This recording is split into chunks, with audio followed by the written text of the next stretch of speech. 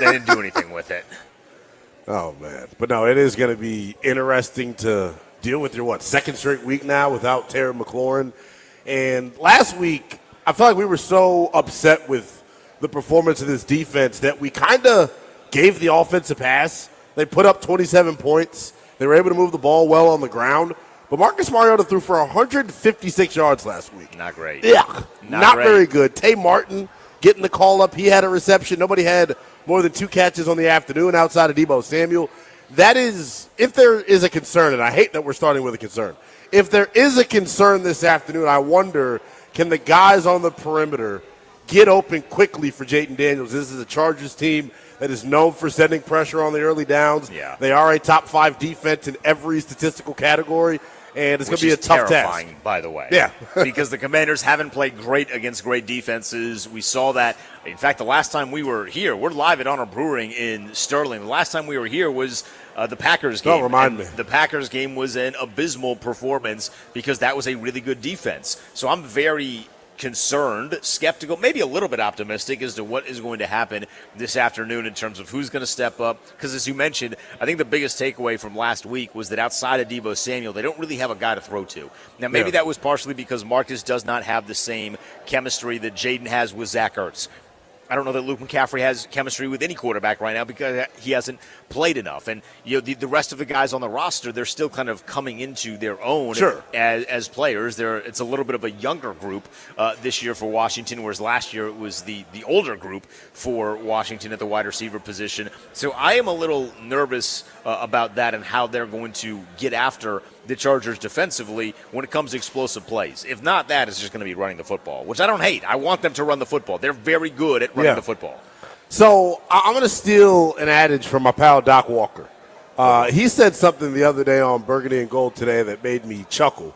He compared Cliff Kingsbury to an artist, and he wants his paintings to get messy today, right?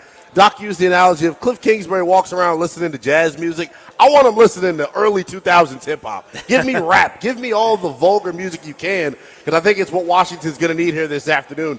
We've talked about it. The Chargers are a good defense. We're limited on the perimeter. RTDB.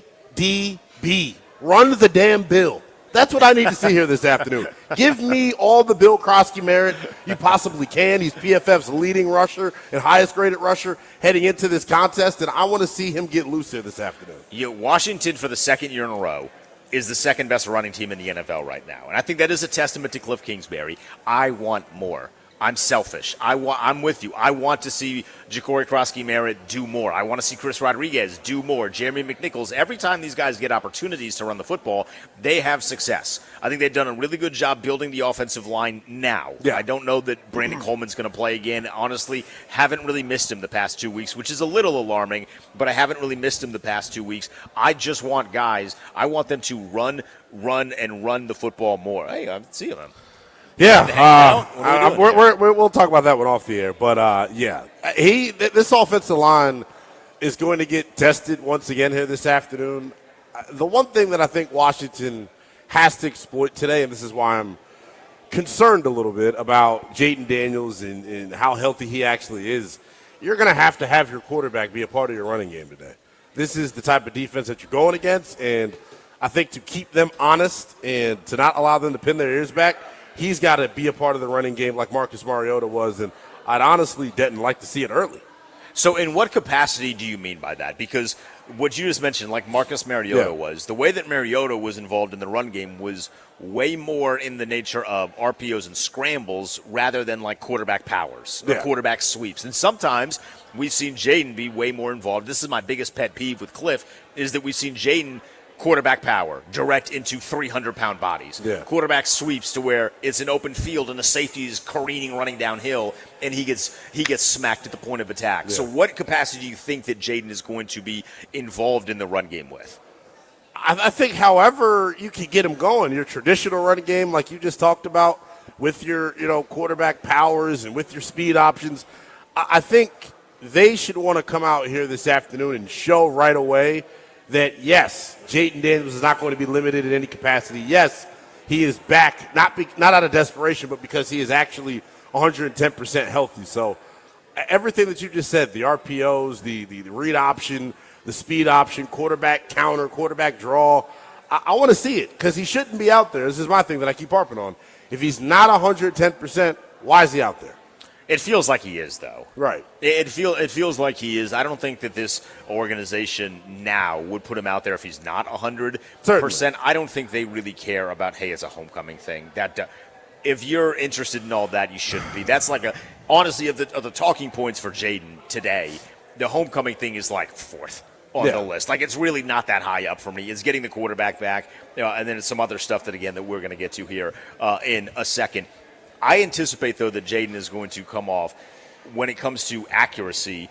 I think he's going to be better than what he was the first 2 weeks. Yeah. Because the first 2 weeks of the season, it felt like the accuracy from what we were anticipating to get in 2025, those were not at the same level. Like, it was, we had high expectations. It was a little bit lower, which is natural in the first couple weeks of a season. It's kind of like the preseason extended, especially because they didn't throw a single pass in the preseason game. So I'm expecting that Jaden is going to be a lot better when it comes to the accuracy, but that's going to need to rely on guys like Luke McCaffrey getting open. Because eventually, when teams start to realize that it's Debo and everybody else, they're going to do what they did to Terry last year, which is start bracketing. They're going to have guys over the top at all times and make sure that you are not going to be able to get the ball to Debo, force you to get the ball elsewhere. And elsewhere, as we've seen, has been a little bit of a struggle. So I need a guy like a Luke McCaffrey to play significantly better today. He played really well in the first half last week. I need a full game from Luke. A full game from Luke. Because he's showing sparks. And I need a fire. Yeah. Give me all the Luke McCaffrey. And to your point, I think he seized his opportunity last weekend. I wonder who seizes their opportunity this week. Once again, no Noah Brown, no Terry McLaurin. Tay Martin, the young man that was elevated off of the practice squad, he was actually the last wide receiver signed by Washington in camp, or the second to last wide receiver signed by Washington in camp. And came up, had a catch last weekend. I thought he looked good in his action, but that is honestly, Denton, the area that I worry about today is how Washington is going to look passing the football. And I know there aren't a bunch of household names in this L.A. Chargers secondary, but there aren't a whole lot of household names in Washington's wide receiver core either. So I think that is going to be the key here. Can they loosen up this Chargers defense? Because as we saw last week, what did we say? Single high safety, man-to-man coverage across the board. Can you beat me early? And Washington's wide receivers did not do that enough against the Atlanta Falcons. If you can hit a deep shot today, I don't care who it's to, hopefully it's Jalen Lane, maybe that loosens things up and makes the intermediate passing game come to life here. Do you think that Derwin James is going to spend a lot of time on Zach Ertz? Oh, God. They need to know where 3 is every down. He's their biggest playmaker on defense. I worry about him as a blitzer. I worry about him in coverage. I worry about him talking trash. I worry about him killing somebody over the middle. He's a hitter. He is like Derwin James, when I watch him, is very much an old school safety. Yes. Right? Like, he's modeled his game after Sean, after Cam Chancellor, after all of the great safeties of the generation that we witnessed growing up, of guys that are, if you're coming around my territory in the middle, this is my real estate. If you're coming here, you're getting hit. Yeah. And that does scare me a little bit, because he is going to be, I don't want him to take anybody's head off. I don't either. I wonder, and they've got speed at linebacker with Hansley. And I was wondering, do they use him as a Jaden Daniels spy? Or is he too valuable of a chess piece in coverage to take him away? Because, to your point, if he is not used as that Jaden spy, by the way, then Jaden needs to torch him. Because I don't know, it's not that they don't have athletes on that defense, but Derwin James is the best athlete on that defense. If he's going to be used elsewhere, then you have to take advantage with Jaden. I don't know that they have any other great spies for him. Yeah, I totally agree with you. And we're going to find out right away. The brace that the kid's wearing is bulky. I am not sure how it's going to limit him, and we know this. He may be 110%, but with the brace, he's not going to be moving as fast. And I hate to go back to Robert Griffin III to use him as an example, because yuck. But when Robert came back with the brace, he had a limp and he was slow. So I am curious to see, full going practice all week, was that just fluff, or is he actually ready to play in an NFL game? Because I am scared, I guess is too strong. Worried is too wrong. It's too strong, rather. Skeptical. I'm skeptical about the health of this kid, and I have PTSD. I can see it now. And I'm not prepared, and God forbid it happens while we're here at Honor Brewing. They may never invite us back. I would be terrified, but I don't think that's going to happen. I did see something hilarious on social media before we came here of Jaden photoshopped onto Stone Cold Steve Austin when Stone Cold Steve Austin had those big braces on, and I, as a wrestling mark, that certainly was right up my alley. Final thing here on Jaden before we transition to the defense, because the defense is a massive storyline for Washington, going up against a Jim Harbaugh coached offense and going up against a quarterback in Justin Herbert, where it looks like in 2025 the what-ifs are finally becoming reality. There was news off the field this week. You talked to me last week about how you bet on the Chiefs, and Chris Jones in particular, because Chris Jones had some stuff that he dealt with in his personal life, and then you take that and transition it to the field. Jaden Daniels obviously played at LSU, was very good friends with Kyron Lacey, and we finally got a revelation in the Kyron Lacey case that Kyron Lacey very much was innocent in something that was a tragic situation that became even more tragic because it caused Kyron Lacey to take his own life. How do you think that Jaden plays from an emotional standpoint, understanding that he's going out there for his guy? And I bring that up, too, because, I'm a college football guy. Another LSU player who transferred to Miami, C.J. Daniels, had the tape with the KL2. I think it was just KL2. There's KL2 for life. I'm very curious and very, excited is probably not the right word, but I know that Jaden's going to go out there and play very, very well to kind of play for his guy. So I'm excited to see what he's going to look like today to honor the memory of his guy. Yeah, I totally agree with you with that. It's something that I know the entire Tigers family is dealing with right now, and obviously your thoughts and prayers go out to them. But to your point, it could be that extra spark that lights a fire under Jaden Daniels today, and quite frankly, he needs it. In the first two games of the season that we saw him, and I know we've been pretty honest in recapping that, he wasn't very good. He's got a sub 60% completion percentage right now. When under pressure this season, he's only completing 52% of his passes. So he's got to play well here this afternoon. To your point, he's got a little bit of extra motivation. I hope we get to see the Jaden Daniels that led this group to the NFC Championship game last year, because I'll say the quiet part out loud, that quarterback, we haven't seen him yet in 2025. And I'm hoping today is the day, because he's going to need it. If last week was any sign of what this defense actually is, Washington is in trouble. We're going to break down the defense, how they can have success today against the Chargers when we get back. Can they have success today against the Chargers when we get back? He's the No Willingham. I'm Denton. It's a Burgundy Gold pregame show live from Honor Brewing in Sterling on 106.7 The Fan of the Team 980.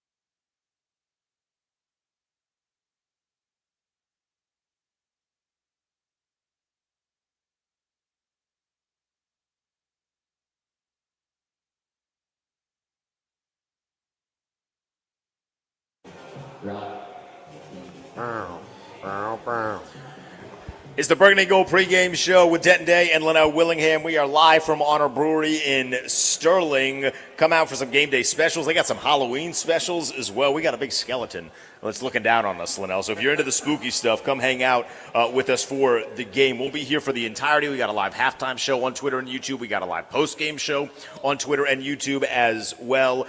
Biggest issue last week, Lynnell, was the defense. Have they fixed all of the issues? Are you asking me that seriously? I mean, come on. I mean, it's impossible to fix all of the issues. Are the issues, have you, in watching the game back twice, multiple times, however many times you watched it, was this more of just terrible tackling and guys not being in position, or was this more schematic? Because the big back and forth this entire week is this all on Joe Witt? Is this partially on Joe Witt? Is it not on Joe Witt? And it feels like everyone falls somewhere in between those spectrums. Yeah, I would say it was what you said initially. Terrible tackling, terrible execution by the defense. I don't think Joe Witt is at fault at all, really, for what happened last week. They're busting coverages left and right. You're not getting a pass rush and getting after the quarterback enough when you play man-to-man. And then when you go zone, you're busting coverages all over the place. So for me, when it comes to Joe Witt, it's like damned if you do, damned if you don't. What is he supposed to call? Like, as a defensive coordinator, right? So it's frustrating. I think my bigger disappointment from going back and watching last week was the play of Daron Payne and Javon Kinlaw on the interior and this entire defensive front. In 2 of the first 4 weeks when they've won, the D-line has dominated the matchup. They were mollywopped on Sunday by the Falcons. Matthew Bergeron throwing people out of the club all afternoon long. All afternoon long, Daron Payne was on skates. All afternoon long, Javon Kinlaw was on skates, and then the missed tackles that you saw from our defensive linemen as well was really disheartening. Just one of those games where you want to burn the tape. I don't think they showed anything good on tape defensively, outside of a couple of Frankie Louvru run stuffs. So is the fix then simply you just have to tackle better and you just have to do your job better, or is there some adjustments that Joe Witt needs to do to put guys in position to be better? The one area where I can say maybe Joe Witt can do more is sending pressure. They blitzed just 28% of the time last week, and it showed by, how comfortable Michael Penix was throughout the course of that football game. The only thing that Joe Witt can possibly do is turn up the pressure a little bit more and send more than 5 guys on a consistent basis and try to blitz. But, when you do that, you're taking guys out of coverage, rather. So you're more susceptible to giving up these big plays, which has been your issue. Mm-hmm. Here's the thing, though. On first and second down last weekend, Washington played well defensively. They're giving up second and long chunk plays. They're giving up third and long chunk plays. And they're giving up penalties. Yeah. And really just giving new sets of downs for free. And it was way too often last week. Last week it felt like it was when it really came to a head. Like I didn't recognize it against Vegas. I didn't recognize it against Green Bay. I don't think they were nearly as bad on third downs in terms of just giving up penalties on those particular matchups. So I don't know if it was something that Atlanta did, if it was just one of those games where everybody was off. But Lattimore's been getting crushed this entire week. Some of it is justified. But I know that he is better. That's the thing that has been the most frustrating about the Lattimore experience, is that I know that he can be better. He's just not being better, and he looks a lot more like Josh Norman in years 3-4 here than he did Josh Norman in 1 and 2. Where I kind of hoped he'd look a little bit like Josh Norman did. Yeah. So interestingly enough, I actually got the chance to chat with him in the locker room on Wednesday, and off the record conversation. Didn't tape it. Just wanted to get his truth, and the accountability factor's there with him. He's recognizing that his boo-boos are coming on significant downs, and that's why it's kind of being put under the microscope. But he took onus for the entire secondary, speaking for them as a whole, saying, we just got to execute. Joe's calling the plays. They're designed to stop folks. We got to do our assignment. Joe Witt spoke about it on Thursday, and I thought he was as candid as he had been all year in terms of guys wearing capes is the phrase that he used it. And I had an old ball coach that said the play doesn't care who makes it. Just do your 111th. And I think Washington right now defensively is trying to overcompensate for trying to force turnovers, in my opinion. So this matchup is going to be maybe beneficial to Washington because what was otherwise a really good offensive line with Los Angeles is down their 2 best players. Joe Alt is not going to play today. Rashawn Slater has not played this entire season due to an injury that happened literally like 2 days after he signed his contract extension. Washington has been really good against bad offensive lines. Are you anticipating a similar performance with Daron Payne and Javon Kinlaw in particular being significantly better? Because it feels like those are the two guys that really happen to excel against lesser offensive lines. They have to, Denton, or else there is no way that they're going to be able to stop this offense. One, I'm scared crapless about Omarion Hampton and what he's able to do on the ground. But this receiving core has got three dudes that are playing as good as anybody right now. Talking about McConkey, Keenan Allen, and his second act as a Charger has been going Kanye crazy. The TCU guy worries and me. then Quentin Johnston looks like TCU Quentin Johnston, taking the top off of defenses, making contested catches. The key for this Commanders defense, though, is going to be getting after Justin Herbert. He is the most pressured quarterback in the National Football League. He's the third most sacked quarterback in the National Football League, and I decided to write some numbers down, Denton, because it meant that much to me. When he is pressured, he is 21 of 55 for 286 yards, 2 touchdowns, 2 picks. That is a 38% completion percentage when he is pressured. So that's the key here this afternoon. If you were able to get him off of his spot and make him uncomfortable, I think you'll have some success here defensively. Well, that's a what-if for Justin Herbert that I would like to see today. What if you get pressure on Justin Herbert? He's going to look a lot like that and not like the guy that tore up the Kansas City Chiefs or the guy that otherwise has been a really good quarterback this year. And you mentioned the wide receivers. I think the thing with Los Angeles in particular, they have this worse than anybody. The injury bug bites their wide receivers every single year. I mean, it's like going back to the days of like Chris Chambers, right? Yeah. Like 20 years ago, every single every single year they have a massive injury or a segment of injuries to the wide receivers. You got to play better against them today, and it's not just Lattimore. You know, Mikey had a pick last week. Mikey needs to play with more confidence. Yeah. Because the dog that we saw at the end of last year is not the player that we are seeing right now. And we know that it's in there. Like when he was at the end of the year last year, he was, I thought, the best defensive player on the back end of the defense. You know, obviously Luvu was the best defensive player, I thought, period.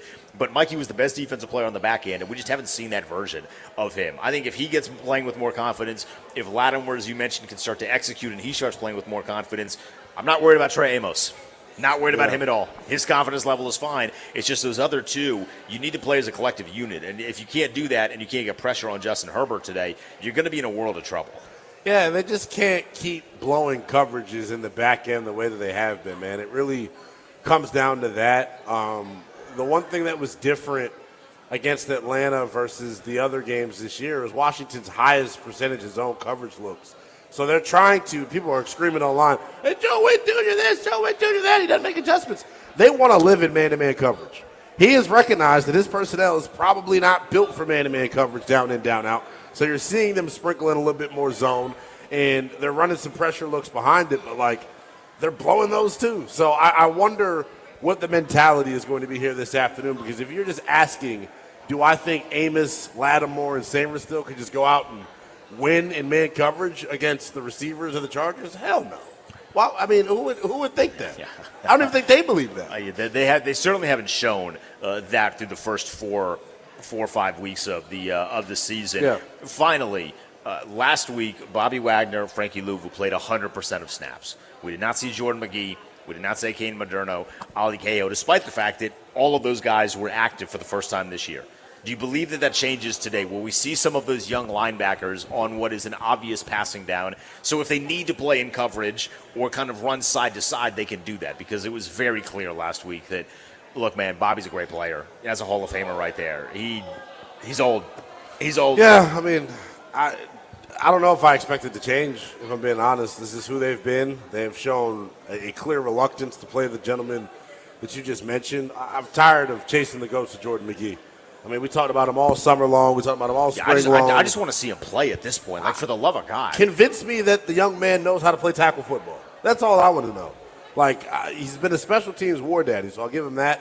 He's been awesome on teams, but to your point, they can certainly use his speed defensively right now, man, especially on the obvious passing downs. My wonder is this: is there another guy on Washington's defense that has the level of understanding and being able to line people up like Bobby? Because if they can't, they're blowing coverages with Bobby being the green dot guy. If you take Bobby off the field, how much worse is the communication on the defense? I would hope that Quan Martin would be your answer there. He's played in the system now. I think he's been, from a mentality standpoint, he handled a lot of the stuff last year with the defense, I thought, really, really well and playing while injured. So I would hope that if they need to take Bobby off of the field, that Quan Martin would be able to take some of those responsibilities and make the life a little bit easier for the defense. When we get back, we'll start to give you some of our keys to a win for Washington. We're hanging out at Honor Brewing in Sterling. They got game day specials. They got Halloween specials. If you need a place to come watch the game, come hang out with us. We're about 2 hours away from tip-off. Kevin Sheehan's going to join us in 30 minutes' time. He's the No Willingham. I'm Denton Day. Don't go anywhere.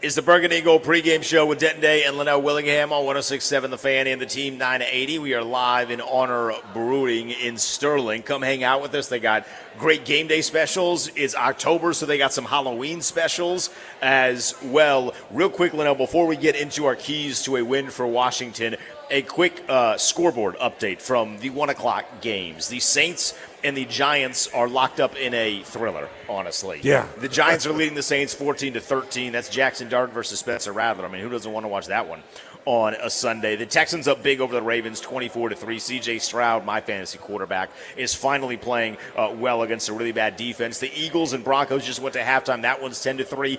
Dallas up 23-3 over the Jets. The Colts up 20-3 over the Raiders. Boy, the Raiders stink. Yeah, they're not a good football team. And the Dolphins are up 17-10 over the Panthers. So those are all the 1 o'clock games. We saw earlier today that Minnesota beat Cleveland. Shout out to Carson Wentz. Congratulations, son. Getting redemption against Cleveland. It would have been nice if he played that well years ago, but I digress. Let's get to some keys to a victory for Washington here, Lynnell. They need to bounce back. They did not play well against Atlanta last week. We left the other Honor Brewing location very, very upset. I would like to leave here a lot happier. Yeah, key number one and the ultimate key to me is, can you get after Justin Herbert? Can you make him uncomfortable? He has been pressured a league-high 73 times. He's the fourth most sacked quarterback in the NFL, and the numbers when under pressure are staggering, right? On the season, he's completing 64% of his passes, 7 touchdowns, 3 picks. When under pressure, though, gave these numbers earlier, 21-55 for 286 yards, 2 touchdowns, 2 picks, but the completion percentage drops to 38%. Meaning he can't function under pressure. So, Deron Payne, Javon Kinlaw, front four, go to work. Get after him. Yeah. They played really well against offensive lines that are not very good, and the Chargers are banged up right now. They got eaten alive last week by the New York Giants. Now, New York has a great defensive front. There's no denying that. But I do think that a guy like Deron Payne and Javon Kinlaw can really have success today against a banged-up offensive line, and then somebody on the edge has to make some plays. Please. I'd like it if Von Miller could look like he's 32 rather than 36 the way that he is, because he still has a little bit of athleticism and bend there. I just need to see him get after the quarterback a little bit more. So I like that one a lot. I'm going to take the offensive approach here. Okay. They got to run the football. Yes. It should be running the football as the primary identity for Washington. You do not have Terry McLaurin. You do not have Noah Brown. You need to get after them when it comes to the Chargers defense in the trenches. Get everybody involved. I want to see a lot of carries for Jacory Krosky-Merritt. Get him into double-digit carries for the first time this year.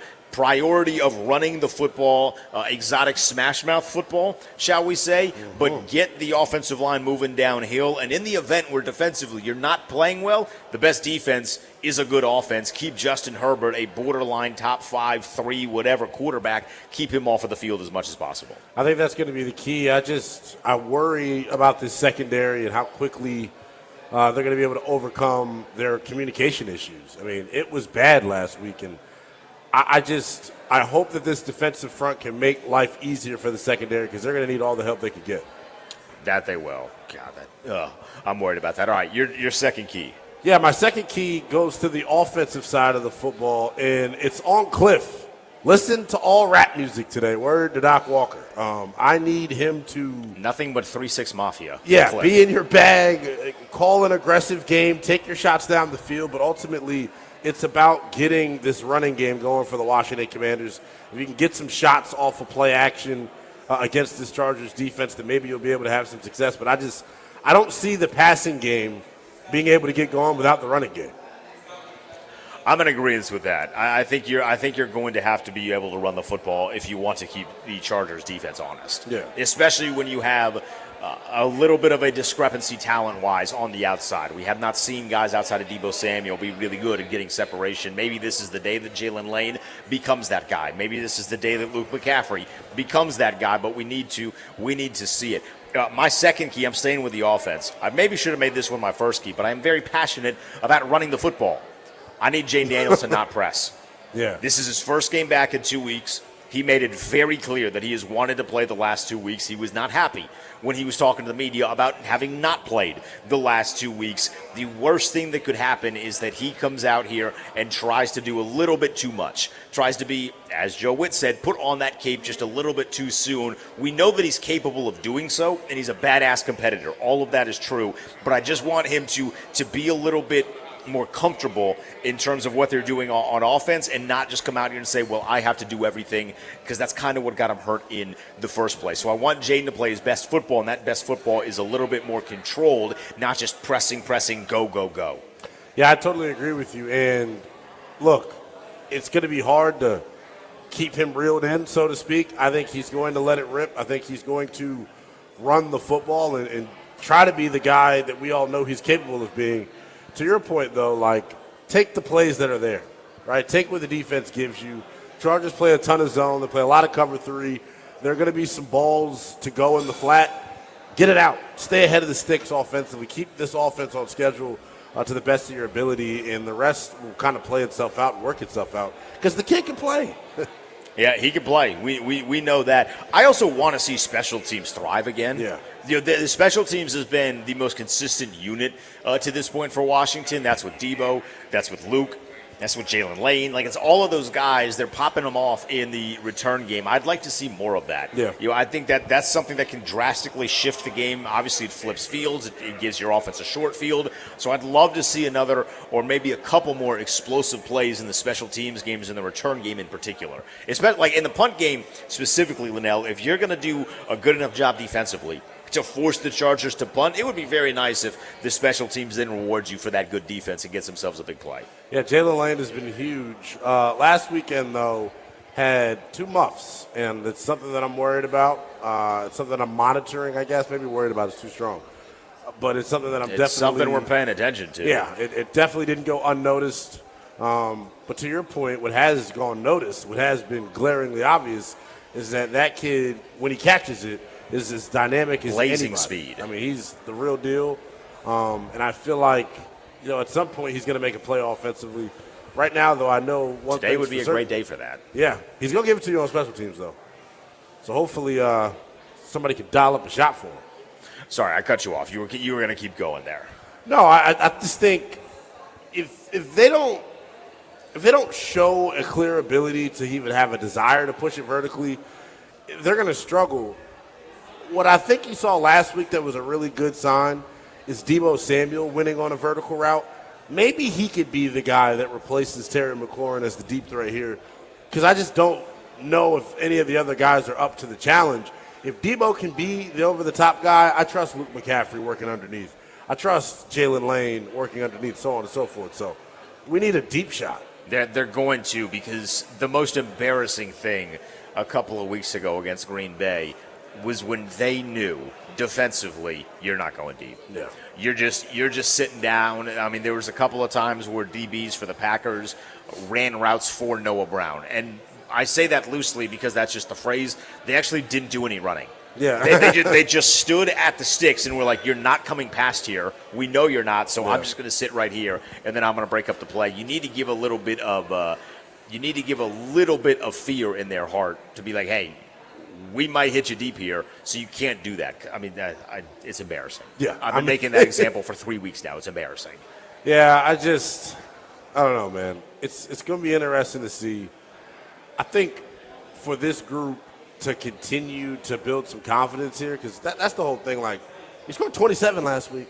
I will give you that. Like, you put up 27. The pass game wasn't very good, but you put up 27. 27 in a, air quotes, lackluster, air quotes, performance is impressive. Very impressive. And I just hope, the one thing that sucked last week and felt like changed the game was the turnover. I hope, Jaden can avoid that, something he was really good with last year. Was he picked in the Packers game? I don't think he was. I don't think he has a turnover this year.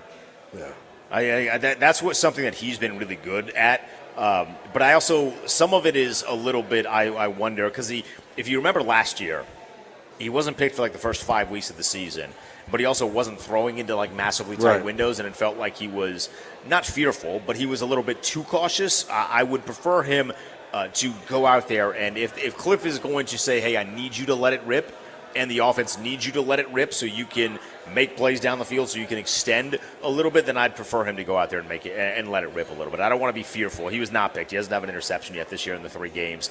So his touchdown interception ratio for Jaden has been fantastic at 3-0, but his QBR is 34. That's not good. The completions were hard to come by against the Packers. And I gave you the numbers for Justin Herbert when he's been under pressure. Jaden Daniels' numbers in terms of the splits when he holds the football 2.5 seconds or longer, good things do not happen. Getting the ball out of his hands quickly, I think, is going to be one of the most important things that we see here this afternoon. His completion percentage drops to the mid-40s when he holds the ball, or excuse me, the high 50s rather.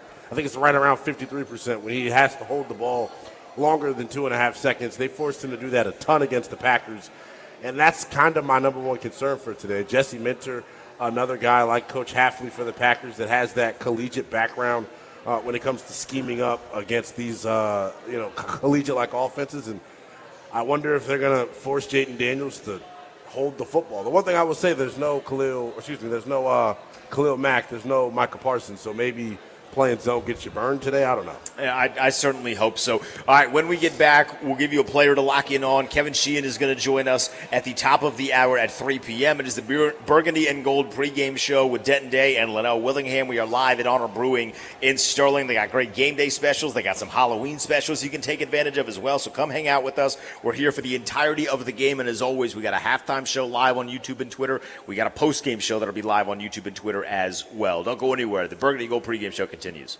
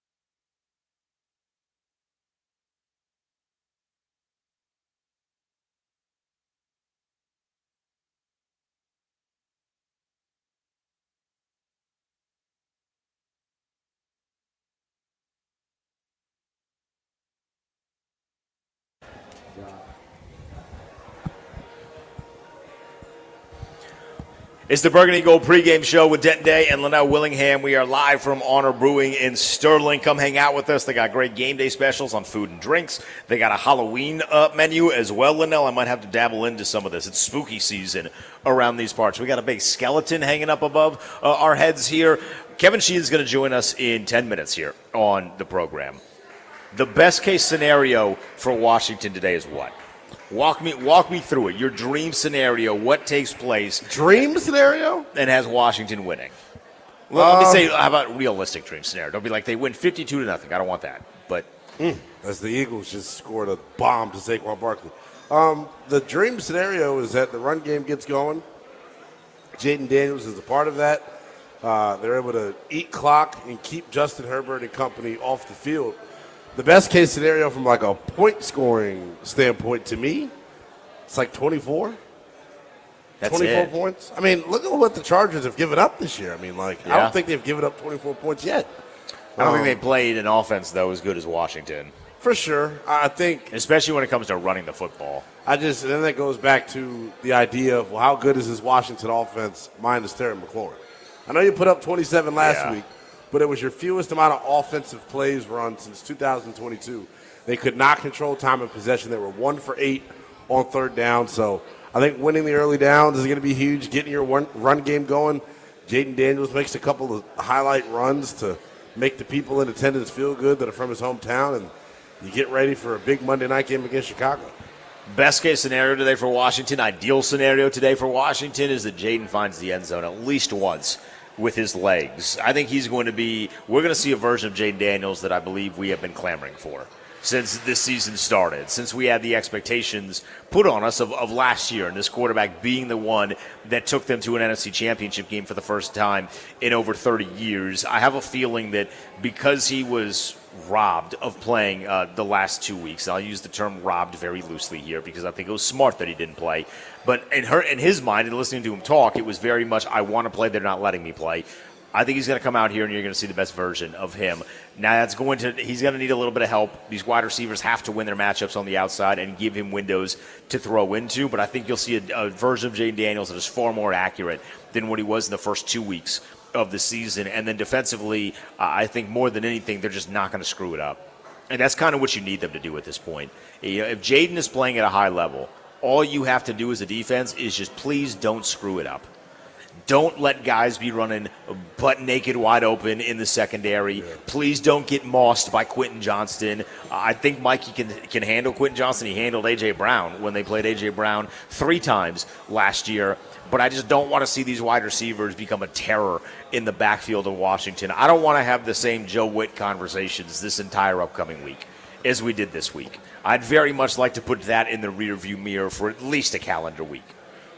In the fact that the month of September is over, I've run out of excuses.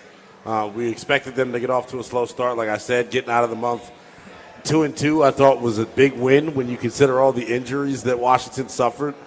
But now it's October, right? Now you're worked up a lather. You've built the callus. Yeah, no more preseason excuses. Exactly, which means to me the mistakes in the secondary should definitely be dialed back. I get it, though, right? Rome wasn't built in a day. They have major issues right now defensively that I don't think are necessarily fixable in 1 week. What will help out this secondary, and this is going to be my kind of harping point for the remainder of the afternoon, the remainder of the season, really, man. This D-line has to be the catalyst for the defense. They have to make things go. If they can game wreck, if they could get after opposing teams' quarterbacks, I think you'll see this group be able to have a ton of success. But if not, I think the secondary will look similarly to what it's looked like the first month here. So if I pull up a gambling book, a sports book, hold on, it's loading. If I pull up a sports book and find these Jaden Daniels odds on an anytime touchdown, right? I wonder what they are. Right now the Commanders are 3-point dogs against Los Angeles. That's pretty self-explanatory considering that they're on the road. That is usually what a road team is in the NFL. But if I pull up an anytime touchdown score on for the Commanders, Jaden Daniels anytime touchdowns 3-1. Is that something that interests you? Debo has the best odds at plus 150. No one on the Commanders is minus money. Omar and Hampton, the only player that's minus money. But a 3-1 odds on Jaden Daniels to score a touchdown in his first game back from injury, in his first game as a professional playing in California, and in his first game since a revelation of sorts that his friend and former teammate was innocent, and now they are honoring him, or at least the LSU fans are honoring him, and the LSU players have been honoring him this entire week with Kyron Lacey. I think Jaden Daniels at 3-1 anytime touchdown is not a lock, because I hate that word, but it's as close to one as possible. I would agree. It feels like, he gets up for the big games, but I'll be real, I felt this way against the Packers, and he completely wet the bed. So I don't know what to expect from the quarterback. As we get closer to kickoff, to me, I feel, I don't want to say less confident, but I feel more unsure of what we're going to see from him today. If he was rusty in the first 2 weeks of the season because he didn't get to play in the preseason, you don't think he's going to be rusty today after having to sit for 2 consecutive weeks? That's my concern. What is the level of rust that he has, and how quickly are they able to shake it off? I'm actually, you know what? Maybe I'm drinking the Kool-Aid. I'm not. There's something about him where I feel like he is going to come out and he is going to be his best version today. All right, when we get back, speaking of best versions, my best friend, Kevin Sheehan, is going to join us here. He's done at Willingham. I'm Denton Day. We're at Honor Brewing in Sterling. Come hang out with us for the game. We're under 2 hours away from kickoff, about 90 minutes from kickoff here. We'll have the inactives for you when we get back as well. It's a Burgundy Gold pregame show on 106.7 The Fan.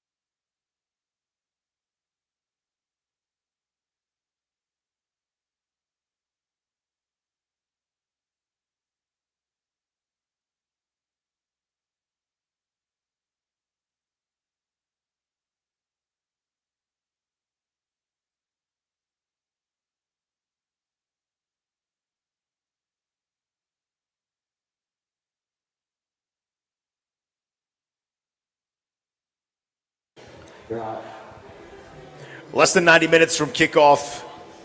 Commanders and Chargers out in Los Angeles. I'm Denton Day. He is Lynnell Willingham. It's your Burgundy Gold pregame show on 106.7 The Fan and the Team 980. We are live from Honor Brewing in Sterling. They got great game day specials. They got a Halloween menu you can come enjoy. Come hang out with us if you need a place to watch the game. We're going to be here for the entirety of it. We got our live halftime show. We got our live postgame show as well. It'll be streamed on both Twitter and YouTube. In just a second, we will get to Kevin Sheehan, but the Commanders have released their official inactive report, Lynnell. A couple of not surprises on here, and then for the third consecutive week, Brandon Coleman is on here. So no Josh Johnson. He's going to be your emergency third quarterback. No Terry McLaurin. We knew that. No Ali Cahoe or Kane Moderno. So the UCLA guys are taking a break this week. No Brandon Coleman, which is a surprise, but we also kind of knew. And then no Noah Brown, which we knew. But that does mean for the first time in 2025 that Preston Smith is going to play. They need to get better at the edge. Maybe Preston Smith can have a redemption game here in Washington today and get after Justin Herbert. That is the hope. I know we've done this every week. Is Brandon Coleman just going to be inactive the entirety of the season? Like, I am still baffled by that whole situation. We haven't gotten any real clarity as to why either, which has been confusing. Yeah. Injury is all we know. I will say this. Preston Smith has a chance to make an impact here. He is going to play. You're going up against backup tackles. He is a pro's pro. I think you hear his name called once or twice here. All right, let's get to Kevin Sheehan. He is the host of the Kevin Sheehan Show every Monday through Friday, 10 a.m. to 1 p.m. Eastern on the Team 980. Are you optimistic, Kevin, that maybe Preston Smith can make a couple of plays this afternoon? I don't know. I mean, we haven't seen him in a game, and he hasn't been here for that long. But I'm optimistic about a chance defensively to be good at the line of scrimmage this week. I mean, the Chargers were literally, pushed backwards last week by a much better defense. I'll concede that, the Giant defense. But the two teams that they've had some success defensively against have had issues along their offensive line, and I think it starts there today on defense, and then on offense, you got to possess the football, and you got a shot to do that with Jaden back. I'm excited to see Jaden Daniels back, Kevin. What do these numbers mean to you, though? In the two games this season that we've seen Jaden Daniels, when he's held the football longer than 2.5 seconds, it's a 52% completion percentage. When it's out in 2.5 seconds or less, it's above 60. How important is it to get the ball out of his hands quickly today? Well, very quickly, but you could say that almost about any quarterback. The ball in today's NFL has to come out quickly. Holding it is really dangerous. You can't wait against good defensive teams, against good schemes for down the field, routes to develop, which is why first and second down is so important, to stay out of those long distance situations. But remember, we've only seen him in 2 games. And one of those games was a short, quick turnaround against a team that was really awesome that night defensively. You watch this Giant defense, the last couple of weeks, guys, and even today, I think that first game was a pretty decent game for Jaden in the offense. There were just too many penalties. That's essentially what ended up costing them a 30-point-plus day that would have made everybody not even talk about that game. But looking forward to him being back. It's going to be interesting to see what he looks like physically. But, they've got a guy that, obviously they rode to 14 wins last year, and they need him back starting today against his team. Kevin, last week, the only wide receiver or tight end, for that matter, that had more than 2 catches was Deebo Samuel. It was him and everybody else. Do you think that anyone else steps up this week to have more and be able to make plays deeper into the game? I mean, I hope Deebo's good, and apparently he is, and it's good that he's playing, because that would have been, imagine you going with just Chris Moore, Luke McCaffrey, and Jalen Lane. But, offensively, when it's not been in rhythm in the construct of the play, it's never hurt this particular offense with this quarterback. In fact, sometimes that creates the biggest opportunities. But I'd like to see them run the football today, guys. I think that the Chargers this year have played a lot of deeper, cover 2, dime, nickel on early downs. I think that's an invitation to run the football. I think it's something that actually maybe this team does well. They just haven't done it enough. They did it against the Raiders. What better way to possess the ball, protect the quarterback back in his first, game back than run it? And I'd love to see Krosky merit, but if it's Rodriguez, that's fine too, because I think he can run it and control the clock also. I definitely agree with you. The run game has to be huge for Washington today. How invested are you in Jayden Daniels being a part of this rushing attack? I've said it all week, Kev. If he's going to play, I want you to use him like you would use him pre-injury. Do you think Cliff Kingsbury and this offense have that mentality this afternoon? If they don't, then he shouldn't be playing. If he can't, and Cliff said it the other day, he said he wouldn't be in there if he couldn't be Jayden Daniels, and he's going to be Jayden Daniels. You have to have all of Jayden there today, or why are you playing him in week 5? Because if it's not all him, then he's not 100%. And, Mariota has been fine. He was excellent in the Raider game for sure. I expect him to be a part of everything today, Lynnell, including the run game against a team that is pretty good defensively. Speaking of defense, it was not a great performance last week for Washington, as I'm sure your phone lines were jammed with calls about Joe Witt, calling for his job. Do you believe that his seat is hot going into this matchup? I don't think so, but I think a couple of more games like last week and a couple of, lack of sort of, taking some level of it on himself. I mean, he put it all on everybody else in his Thursday presser. And by the way, I'm not saying that he's wrong. It certainly could be all players, all execution, and they're being coached up to do everything well. But I think 2 or 3 of those like last week, and in most situations, I think you'd expect something to happen. But I would bet Denton before that, if it continues to happen, we would probably get personnel changes before something like Dan Quinn taking play calling back, as an example. It's going to be the key to this afternoon's contest, Kevin, is can you keep this Chargers offense from getting vertical? They've, really opened up their passing attack this year more than what they did last year, and I think it has a lot to do with Quentin Johnston really emerging. Who in their receiving core gives you the heebie-jeebies the most, Kevin? Is it Quentin Johnston? He certainly is catching footballs this year, which is new for him. I love Keenan Allen. I've always loved Keenan Allen. And, because they've got issues up front, that ball's going to be coming out much quicker for them as well. So that would be something that I would like to see. I don't want to see easy pitch and catch. You might be able today to play some man coverage. You got to communicate better, and you got to get pressure. But I think their best defense, guys, like it was last year, in a game like today's game, is going to be their offense.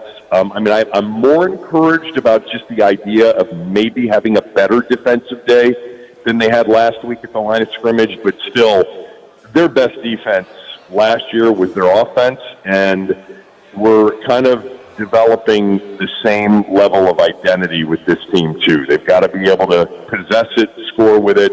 28th in time of possession right now through 4 games. Last year, 7th for the season. So they got to get back to that. Is there a magic number in your head today that if Washington scores X amount of points that they're going to win the football game? Not with this defense. Yeah, 38. No, I think something like 27 in a quick moving, lower possession game where you're possessing it offensively. Those are usually the keys to turnovers and longer, multiple possession or over the average games end up being higher scoring. So if you don't turn it over and you possess it and you keep it on long drives, 27 seems like a number that gets in there.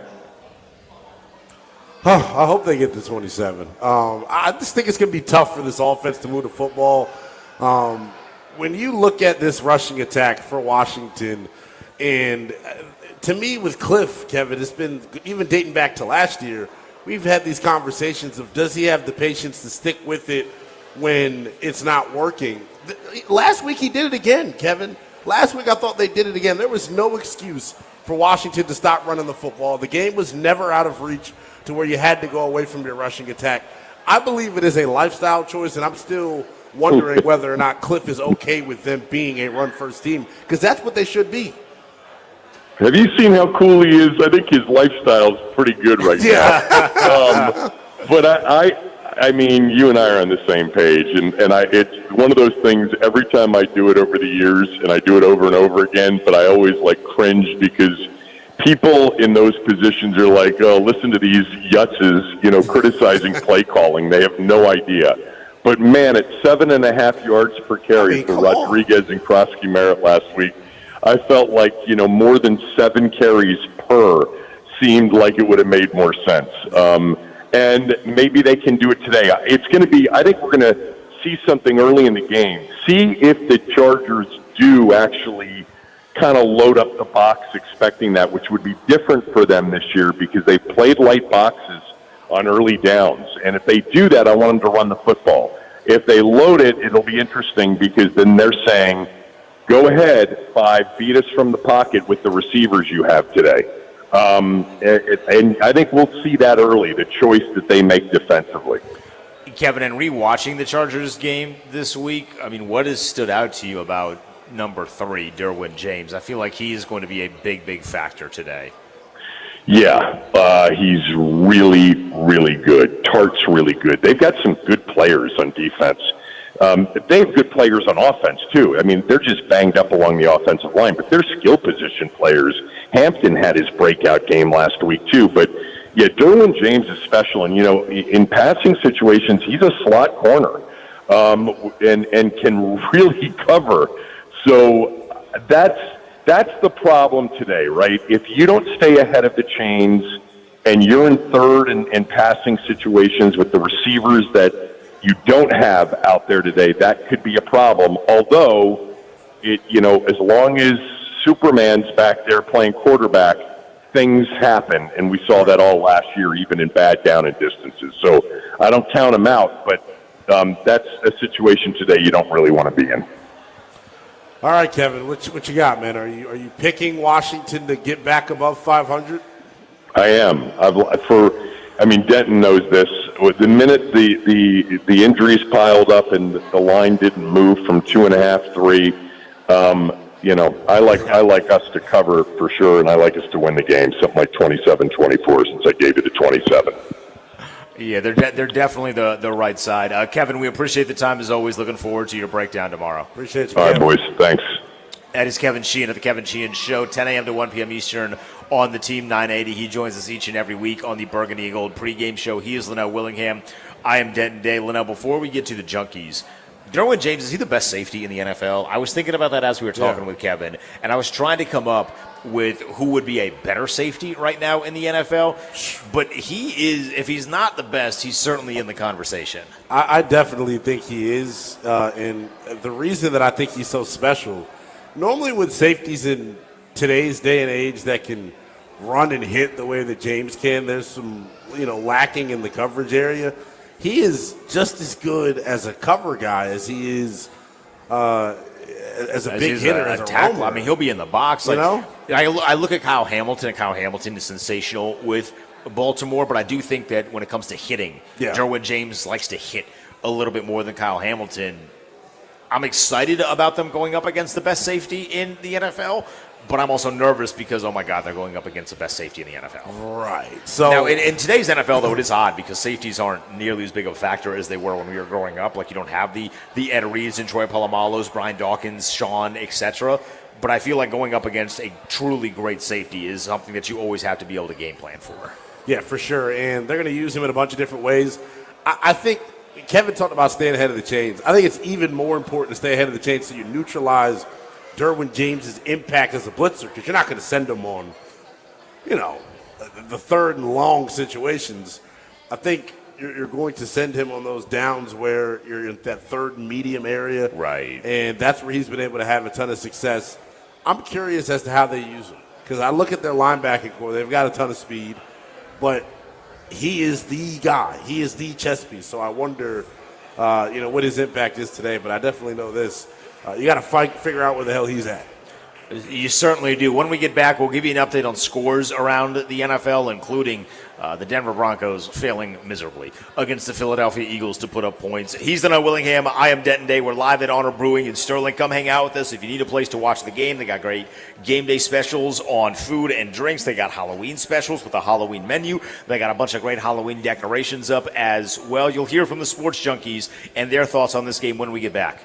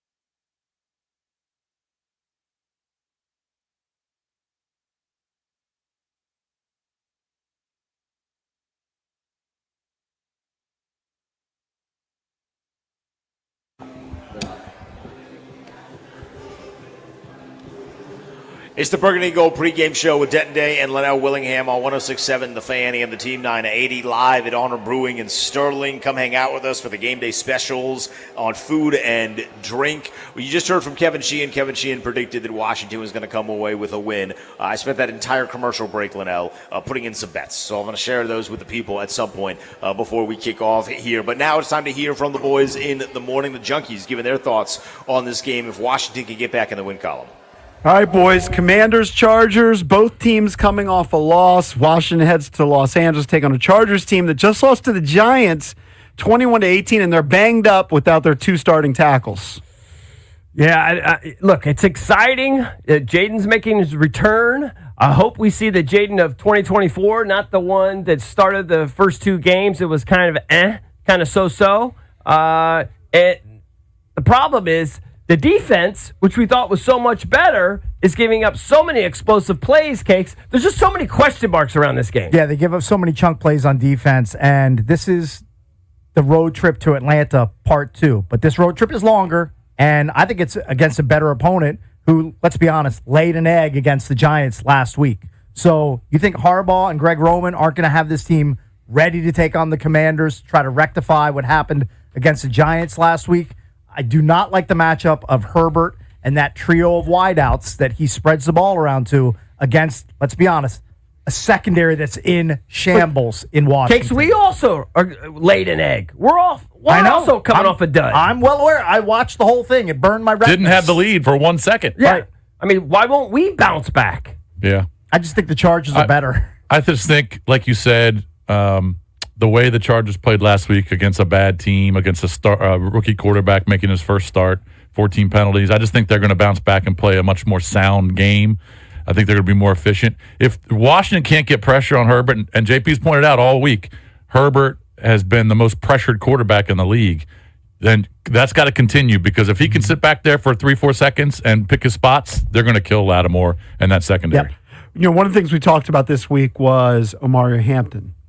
Guys drafted 22nd overall, first-round pick, and he's really started to emerge here the last 2 weeks. I think that's the key. If Washington's defense can shut down Hampton, I think they will be able to generate pressure, because everybody's generated pressure against Herbert. There's no Rashawn Slater all season. Joe Alt gets banged up. Mekhi Becton didn't play last week. Their offensive line is in shambles. Justin Herbert was hit 12 times by the Giants. He's been hit 26 times in the last 2 weeks. He's been pressured last week on 48% of their dropbacks. Washington, if you can shut down the run, you should be able to pressure Herbert. I think they'll do a better job defensively. And this is not some juggernaut offense. They're averaging just 22 points per game. So I know the Atlanta game didn't look pretty, and everybody's freaking out, and we got callers that want to fire Joe Witt, and people hate Marshawn Lattimore. I think that the defense should have a better day. I think Washington's going to win this game on the road. I think they're battling injuries. I think they're the better off team. I'll take them 24-21 against the Chargers on the road. JP, you make a good point about the Giants pressuring him so much last week, but Brian Burns is better than every defensive lineman Washington has combined. Mm-hmm. He's a better pass rusher than all of them combined. Right. All right, and they also have Abdul Carter, a stud rookie. But anyway, I just question how well they're going to travel, and with all those injuries, stop this Charger team that has a lot of weapons coming off a bad game. Hopefully Jaden plays well, but I still think the Chargers win 27-19. I think Herbert and company are in attack mode from the first drive. They're going to go after Lattimore. They're going to go after Mikey Sanders still. They know that secondary is leaking oil. I like the Chargers to win 28-21. Justin Herbert has a 300-plus yard passing game. Bickle loves my prediction of 27-19. You know what? Washington goes for 2, and they don't get it. I mean, maybe it happens. I just don't know who's going to stop Quentin Johnston, right? Yeah. I think that kind of plays into what a lot of us are saying. He's got 4 touchdowns. He's 5th in the league in receiving yardage. I know Lattimore can't cover him. Can Mikey cover him, maybe? I don't know. Trey Amos? I don't know what's going to happen. And I'm just nervous that we haven't seen the Jaden Daniels of 2024, the one with the Superman's cape. We haven't seen that one yet, so I'm a little bit nervous. Unfortunately, I'll take the Chargers 27 and Washington 21. All right, a lot of similar scores from you. 3 of the Junkies going with the home team, the Chargers. That would mean it's a misery Monday. Hopefully, we won't have to deal with that on the Junkies at 6 a.m. Back to you, boys. Thank you, fellas. Who would you put on Quentin Johnston? Of the you get 3, who would you put on him? Because that is, I think, a topic of discussion. Not that anyone's going to be following him. I don't know that they have anyone that is a shadow, so to speak, the way that we're watching Patrick Surtain shadow A.J. Brown in this Philly-Denver game. But I am curious as to who you think will spend the most amount of time matched up with Quentin Johnston. Well, it is a Sunday, so I'm sure our Lord and Savior is not available to try and cover Quentin Johnston. So maybe I think he's busy. Maybe we'll see if he can give some coverage ability to Marshawn Lattimore. I think with Johnston, if you can rough him up at the line of scrimmage, you'll have a shot. But that's the dangerous piece of this. I think they're going to try to bring pressure today to get after Herbert, and it may leave you bare in the back end. That's the question. But to answer yours, I mean, nobody? I mean, I wouldn't be opposed to getting a little bit of Trey Amos. Yeah.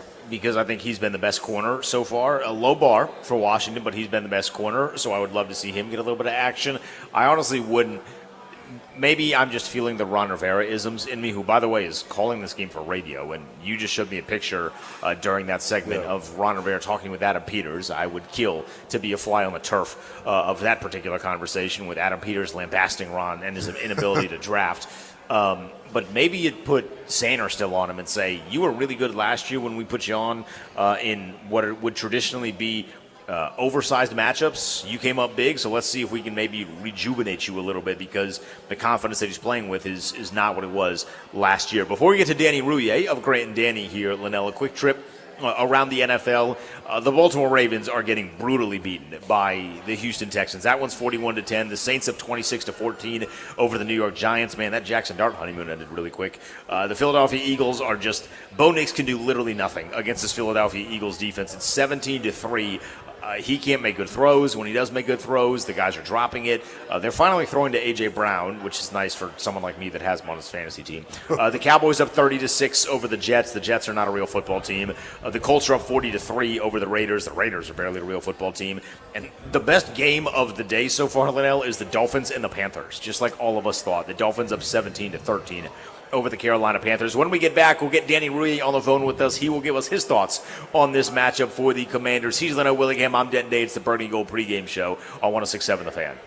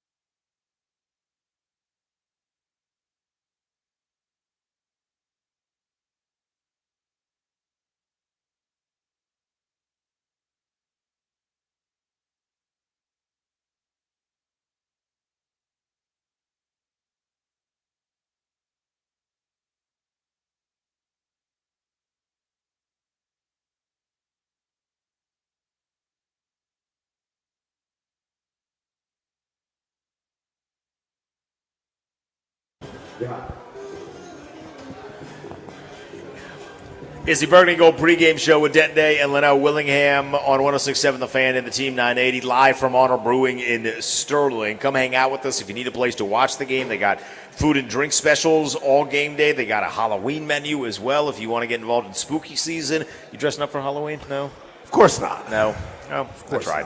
I tried to get you in there. All right, let's get to our guy, Danny Rouillet of the Grant and Danny program, every Monday through Friday, 2 p.m. to 6:30 on 106.7 The Fan. Danny, what's the confidence level feeling like as we're less than an hour away from kickoff?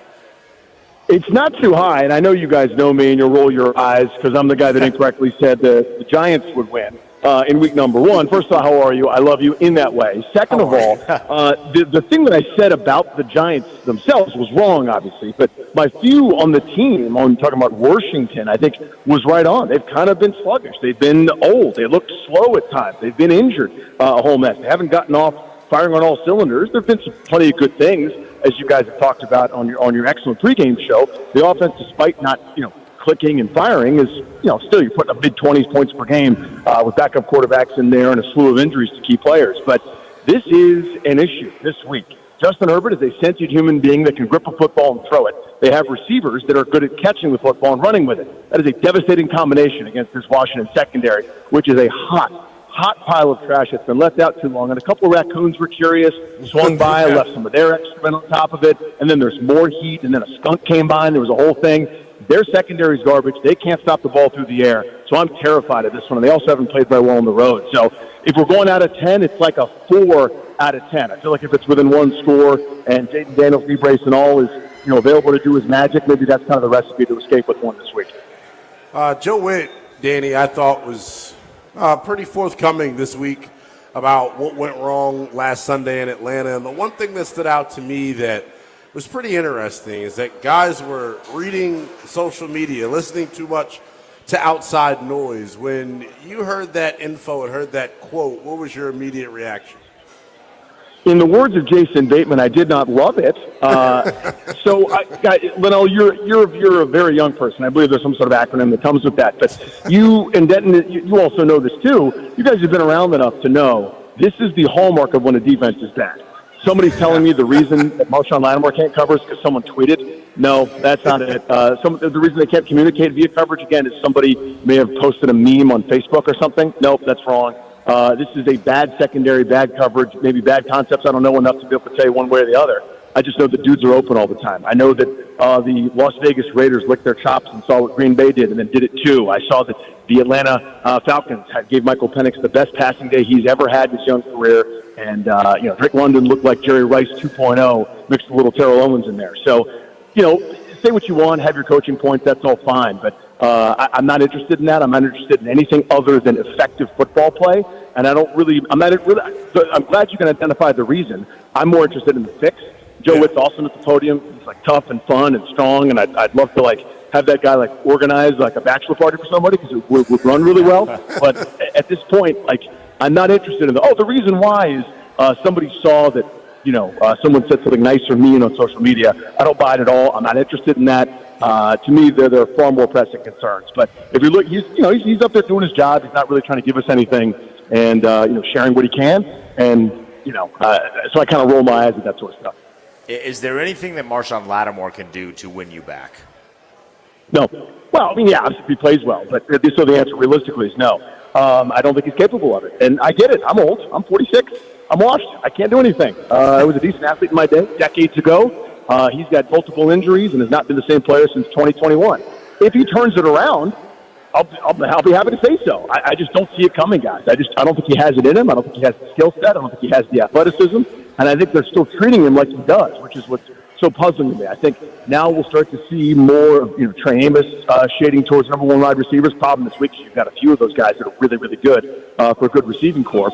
I think some adjustments will be made there, but you hear the excuse makers who hope Marshawn Lattimore invites them out to dinner at One Loud.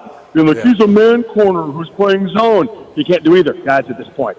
You want to leave him alone on an island against Quentin Johnson? You want Ladd McConkey working underneath against him? You want A.J. Brown or Devontae Smith in the division in some press man against that guy that's washed? No, thank you. So, you got to hide them as best you can because there are no great answers waiting in the wings. It's the same thing as last year where it's, Dookie and Nacho and pray for rain as your fourth cornerback. And I think we're going to see more of him as time progresses. But, yeah, to me, short of him turning it around and playing well, which I just don't see happening, no. Lost in the turmoil of the defense this week, Danny, is the fact that Jayden Daniels is returning. When we saw him against Green Bay, wasn't very pretty. Your expectations for him here this afternoon, minus Terry McLaurin, minus Noah Brown? Sounds like something good's happening out there. Right. I mean, to me, again, not having McLaurin, not having Noah Brown against a really good defense in the Chargers D. Now, they haven't played any offense as good as Washington did. I heard Denton say that earlier on in the program, but I think that's true. But at the same time, Daniels wasn't good in his first couple of games before coming back. 0 time on the grass in terms of preseason, working with that first-team offense. They get more veteran rest days than any team in the history of human beings. I think it was 2 or 3 actual honest-to-good practices with Terry McLaurin. So, yeah, he wasn't sharp to start the season. And I think he probably needs a game or two to get his sea legs underneath him. Probably not fair to ask him to be a superstar just yet. I think he needs to play a couple of times before that happens. I think he will put the cape on at some point this year. He's too good not to. But, again, against a really good defense that's going to zone you and play a lot like Green Bay did, try to get home with a handful of rushers and keep everything in front of him, and he's wearing a knee brace. It's not like I have PTSD from that, my athletic quarterback wearing a knee brace or anything. But, short of that, I think today is a first step towards eventual greatness, and he will be there at some point this year. The cape will be back on. They'll go on a run. I just don't think it's fair to expect it this week. How many times does Ja'Cory Krosky-Merritt need to carry the football today? So Grant and I have had some really good conversations about this, and I don't know the answer to that, and that is a tremendous cop-out and probably the worst thing you could say on the radio. Here are the things that I don't know about it, guys. I know that Cliff Kingsbury and this offensive staff do not trust him in pass pro. I know that because they've kind of hinted as much. They said everything short of that specifically, so there are probably a subset, a limit of plays that you can then have him on the field for. Otherwise, it's an obvious tell that it's either going to him in the run game or going to him in the pass game where he will not be pass protecting because they feel like he's vulnerable in that regard. So that limits things. I also don't know, because he didn't play football last year because the NCAA stinks on ice, if he can go through an entire season without getting nicked up, beat up, etc. Remember, he missed time at training camp, was on the injury report not this week but the week before, sitting out a bunch of days with kind of a minimal amount of usage. So I don't know the answer to that. He's the best running back with football in his hands. That's not the debate to me. That's not the excuse, or that's not the argument. To me, it's, can you trust him to do the other stuff? Kind of it's like a 2-guard away from the basketball when he's going to play in point guard. Can you do all those things to work yourself free, to get yourself loose, or in this case, to be a good pass protector, to make all the necessary adjustments? I don't know the answer to that yet. So, in an ideal world where those things aren't factored, Denton, I'd like them to have double-digit carries and touches. Because, again, he's electric. He turns 3 into 8. He turns 8 into 15. He breaks things. He slithers around. He's got a little Le'Veon Bell to him in terms of that setup and that slide and that kind of, some Alvin Kamara balance and some quick breeze and his ability to see and have vision. I like his hands out of the backfield as well. Again, it's the pass pro stuff, and I don't know if he can hold up for an entire season because they're going to need him, especially without Austin Eckler on the roster. It's going to be huge. Danny, where are you at right now with this team as far as, like, when you check their temperature? Do you think that they're for real, or do you think that they're a pretender at this point, talking about Washington? And I mean that through the lens of, is this a playoff team or not? Does it look like a playoff team through the first month? They haven't yet, and we're giving them the benefit of the doubt because there's some pretty significant deposits last year, Lynnell. And they were significant, right? What they did last year was magical and awesome. Now, what I've argued is that was a 9-win team that caught a bunch of breaks that, they put themselves in a good position to create. Right. And there's nothing wrong with that, by the way, given what they were before that. They were a garbage fire. They were the laughingstock. It was them. It was, the Texans pre-C.J. Stroud. It's the Browns. It's the womp team can't get right? So that was a major violent step forward. The culture was changed. You bring in the Wagners, you bring in the Ertzes, you bring in, the Telebiadishes to stabilize things, veterans who are there, who are, kind of establishing a new way of doing things. And now we all, I think this fan base got fat real quick. And we just kind of assumed you roll the footballs out there, same group, give them a bunch of off days in the preseason. We'll be fine. It's going to happen. Jaden will fix it. The defense is broken. They're better against the run, which is adorable and precious, but they can't stop ball through the air, which is it's going to be 3rd and 7 at some point. So they are not a good enough team to talk about being a playoff team right now. Will they play better? That's the variable. That's the question. I think they will. I've been sort of standing on the table for that. My whole point, my whole thesis, and again, that's why I incorrectly predicted they lose the Giants in Week 1, was I think they're going to start this year sluggish. Eventually, they'll get going, but it might be too much of a challenge with a deep NFC, right? You look at what the NFC West has done through a handful of weeks where everybody coming into this weekend had a winning record. You look at Detroit has kind of found their footing. Philadelphia is not slowing down under any circumstances. So all of a sudden you start doing the math and, 9 wins might not get you in. Seattle didn't get in with 10 wins last year. So I think they're in that conversation if they turn it on. I think that turn-on is going to happen. I just don't know exactly when that's going to be, as Terry McLaurin hasn't done anything to this point, and he's battling an injury. You're counting on Noah Brown to do something besides do Noah Brown stuff, where he plays for 7 minutes and then gets hurt for weeks and months at a time. I don't know. I don't feel the same confidence just calling balls and strikes on this team, even as a fan, that maybe a lot of the folks did. And I think people are kind of starting to come to grips with that, waking up to that reality. All right, Danny, so who wins today? Yeah, I know. This is the real fun one, right? The real that are pressing got short before kickoff. I picked the Chargers on our show. I think the Chargers can throw the football. I understand that their offensive line is banged up, and let's say Washington has a great day, 5 sacks. There's still going to be 30 times where the ball's in the air, and Washington right now this minute, to me, coming into this game, is the single worst team dealing with the football in the air. Once it leaves the quarterback's hands, they are befuddled, clueless, and terrible. I think this is a reminiscent of the Green Bay game where some offense is going to happen. They'll move the football, but just not have enough to keep pace with the Chargers. I think Johnston, I think McConkey, and I think Keenan Allen have nice days through the air. I don't know about Amari and Hampton through the air. Maybe they find a matchup or two to get them on Bobby Wagner, et cetera. But I like a 30-21 Chargers win here. 2-3 coming home, facing a rested Bears team on Monday night, which will be a massive, massive game. Danny, appreciate the time as always. Enjoy the rest of the game that you're currently watching, and then we kick off obviously in about 30 minutes. Yeah, man, good guys are up 3-0. We're having fun out here.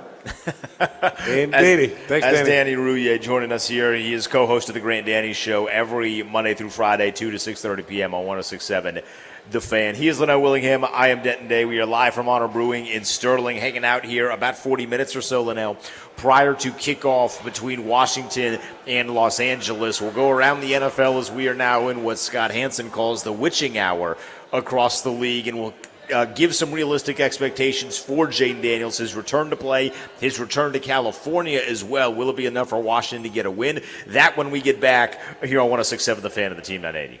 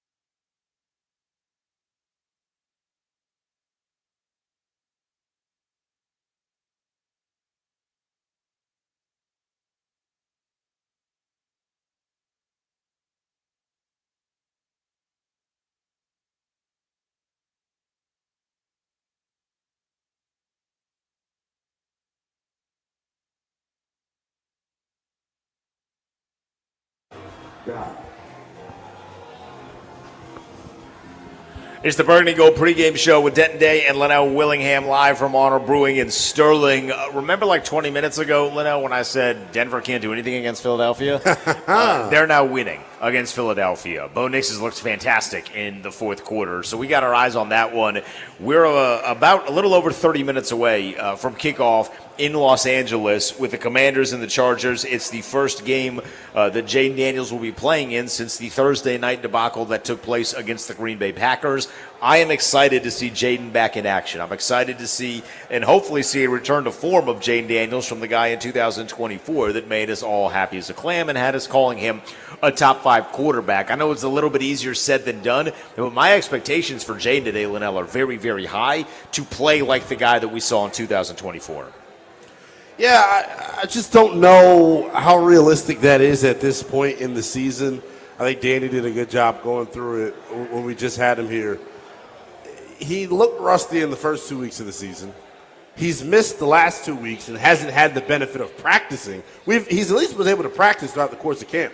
He hasn't practiced. This was his first full week of practice in a while, and I just don't know, man. It feels like it's hard to discount the fact that he hasn't had a lot of time on task with these wide receivers, and I do expect against a really good Chargers defense that maybe he does struggle a little bit.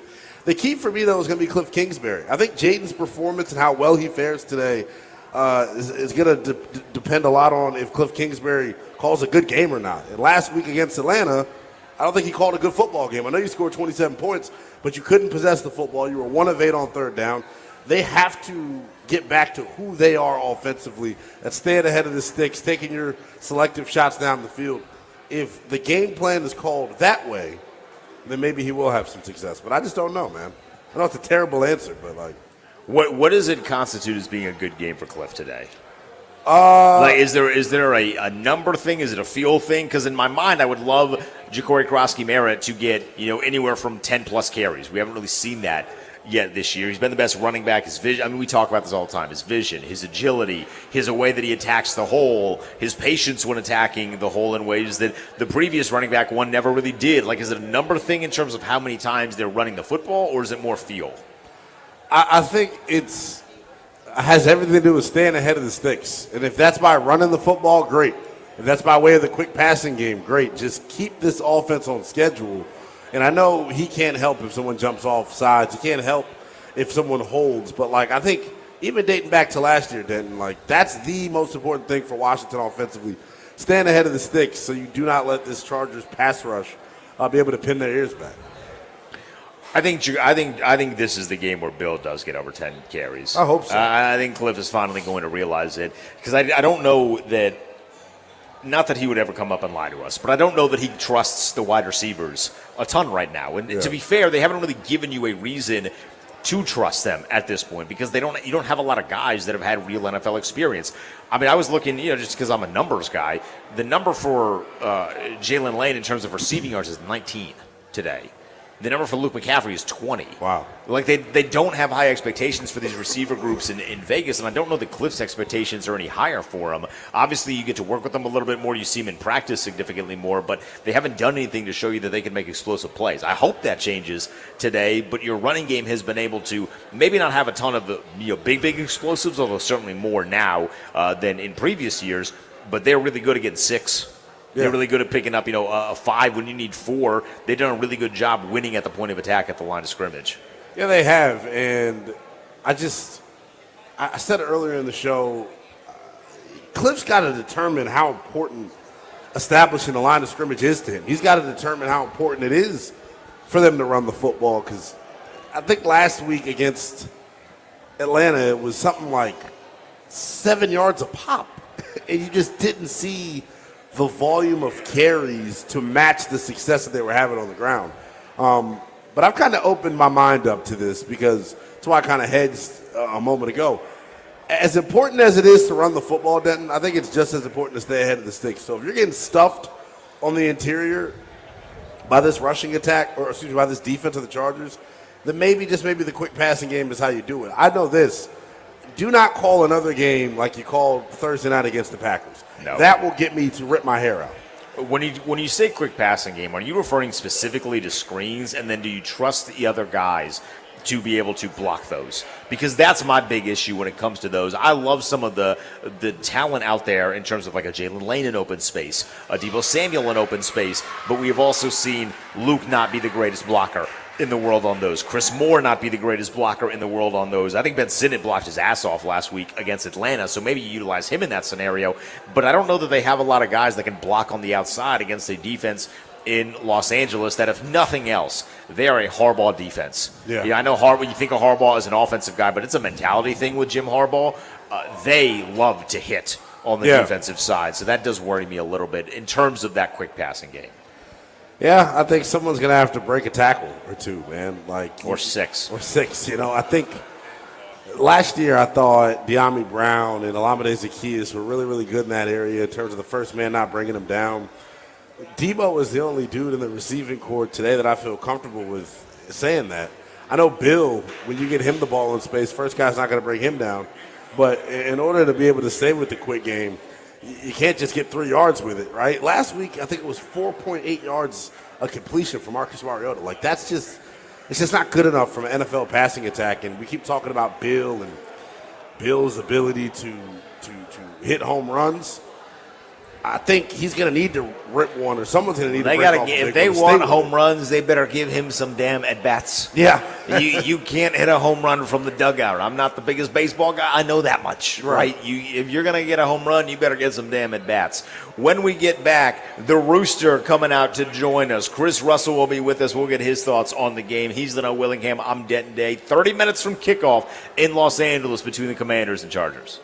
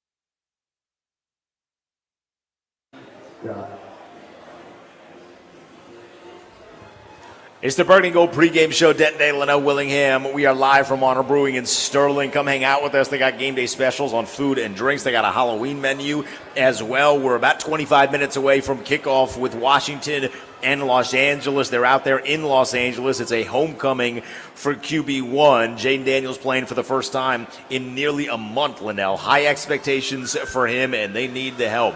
Do the Commanders. The performance last week against Atlanta is not going to cut it against Los Angeles today. Joining us now to give his side of perspective with this matchup is our guy, Chris. All right, we'll get to Chris Russell here, Lynnell. You don't have your microphone on.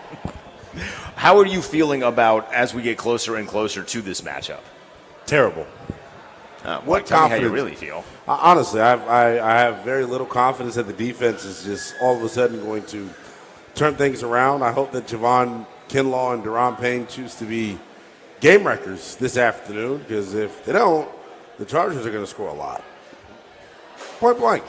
It's all on those two guys. So you're way off on the defense then. It's just you're just completely done with them. Unless what I just said happens, and that is the front four. I don't want to limit it to just two guys.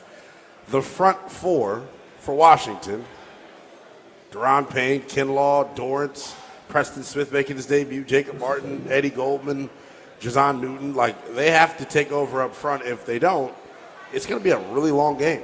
Now we will go out to get our guy, Chris Russell, the Rooster. Roost, how you feeling 25 minutes away from kickoff here? What's up, fellas? Feeling nervous that this is, that this could be ugly if they lose. But, the optimistic side of me, and you guys know how optimistic I am always, wants to believe that this team will put in a much more inspired effort than they did last Sunday, and more than effort and want to, actually can do and will do and give themselves a chance to win. So, I'm not feeling terrible, but I'm not feeling overly confident or even really confident. I guess semi-confident that they'll have a chance to win it in the fourth quarter. For the Chargers offensively, what is the biggest concern you have for as far as how we stop them? Wait, say again, Lynnell. I'm having trouble hearing you. I said for the Chargers offense, what about that group should put fear in Washington the most? Yeah, look, you look at Amarian Hampton, and he's off to a great start, right? Obviously, Justin Herbert's ability to extend plays and break you down and throw from all sorts of funky angles, and even when you think you have him cornered or trapped, he'll manage to flip one sideways or and with velocity and extending plays, and does coverage break down. Because I don't know about you guys, I've been able to listen to the show, but I expect them to be in a lot more man coverage today, and blitzing more and pressure more. Even though Herbert can take off and again extend plays with his legs, it's not like you have to worry about him per se like a Lamar Jackson or a Jaden Daniels or whatever. So those are, the two big things that I worry about. And also, like Dan Quinn said, he wants them to be more aggressive on the defensive line. So I would look for more twists, more stunts, more slants. Well, does that mean because you're crashing inside, does that allow something to bounce outside that turns a relatively harmless 4 or 5 yard run into a 40 or 50 yard gain, specifically from Hampton or somebody else? So you mentioned the idea of blitzing. Are you thinking that that's going to be a Frankie Louvu sort of decision that's going, or they're going to utilize Frankie Louvu rather, or do you think somebody else will be a key component in the blitz? Yeah, I would imagine Frankie Louvu is going to certainly have a couple of opportunities, but I'll go one step further. I mean, it's not definite that you'll see this, but I remember Bobby Wagner against Vegas taking advantage of a porous offensive line, and yes, they were missing one of their guards, so that helped. I didn't see, is Mekhi Becton active or is he inactive? I have not seen that yet either. It's a good point you just made. Okay. I am not sure. Well, I know he was banged up. I mean, obviously they don't have Joe Alt, they don't have Rashawn Slater, so we know they're thin, weak, whatever on the tackles. So that would speak to Luvu. But I'll go.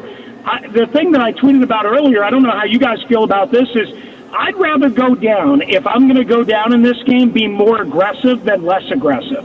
And last week, I thought they would play more zone. They did play more zone, and they played it horribly. I joked all week. They played zone like they were playing in Savannah, Georgia, not Atlanta, Georgia, meaning they were so far away from guys at times and such a big hole that they just couldn't execute it. So I would expect them to be more aggressive. And to me, maybe you see a corner blitz. Maybe you see a safety blitz trying to get Quan Martin on track because he struggled out of the gates. Maybe you see Revo coming down and again with a safety blitz, or Sandra still out of the slot, something like that. Real quick, Mekhi Becton is active today, so you will see Mekhi Becton out there He in is. some capacity. Okay. Well, there we go. That was a big question that I had because that's who Amarion Hampton has been running behind. Big ticket has been moving people all year long. Let's go to Washington's offense here. We've talked about it all afternoon long, Chris, the return of Jaden Daniels. How important is it for Cliff Kingsbury to ease him into this football game, Chris? Yeah, I mean, look, I think as we talked about on, Friday night, Lynnell? Yeah. I mean, I would hope that you're not looking at a 15-16 type carry day here. I would hope that there isn't like designed 3rd and 8 from the 9 and you drop them back out of pistol or gun and it's a design quarterback draw. Like I would hope that there's very little of that, if none of that. I mean, I'm not saying that he can't carry the football. I'm not saying that he can't extend plays, but I don't want him having less protection than he has in the pocket. And I realize things can happen in the pocket too, obviously, but you've got more protection in the pocket as opposed to taking some of these torpedo missile hits out in midfield that maybe he doesn't see and recognize, like what happened in Green Bay the last time we saw him. So to me, I would get them untracked. This is me. Obviously, the physical running game that we again saw against the Giants and Vegas, yes, that's great. But to me, getting Jaden into a rhythm, you guys were just talking about some of the quick game. Like, I think that's important too. And then when you feel like the Chargers are starting to crowd the line of scrimmage, then take your deep shot, even without Terry, right? Take it to Debo on a deep post. Take it to, Chris Moore can't really catch a whole lot of balls. He drops a lot of balls, but he can get open and he can run routes, right? We've seen that. Throw it to him. Scare maybe not the bejesus out of them, but stretch the defense. Let them know you're there. Let them know that you'll go up top. Let them know that they can't just crowd the line of scrimmage. So that's how I think Cliff gets him warmed up and gets that oil running through the engine. So, Roos, when it comes to the receivers, last week against Atlanta, only one guy had more than 2 catches. That was Debo Samuel. Do you think that anyone on the outside is more of a factor today? Yeah, I mean, yeah, and Debo had 2 4th down catches, right? One on the sideline out early on that led to a touchdown. I can't remember. That doesn't sound good. We are losing Chris Russell, so we will wait for Ben in studio to get him back there. Man, I was looking forward to his answer there because that's been one of my biggest questions, and that's going to be a defining question for Washington's offense is can anyone other than number 1 make plays, really just of any kind? It doesn't have to be massive explosive, just plays of any kind on the outside to give Jaden Daniels a little bit of help. For sure, and I think someone's got to do something on the perimeter to really threaten this Chargers defense vertically. I think we saw Debo get vertical last week. As you all mentioned, the 2 4th down catches. The one where he got vertical for the touchdown was the one that really was the biggest, I don't want to say surprise, but it was a good revelation for this offense because if he can be a guy that can stress defenses vertically, I feel more comfortable in a Luke McCaffrey or a Jalen Lane being able to fill the role of the underneath stuff. Sorry, Chris, we lost you there, but we were talking about the wide receivers and somebody other than Debo making a play.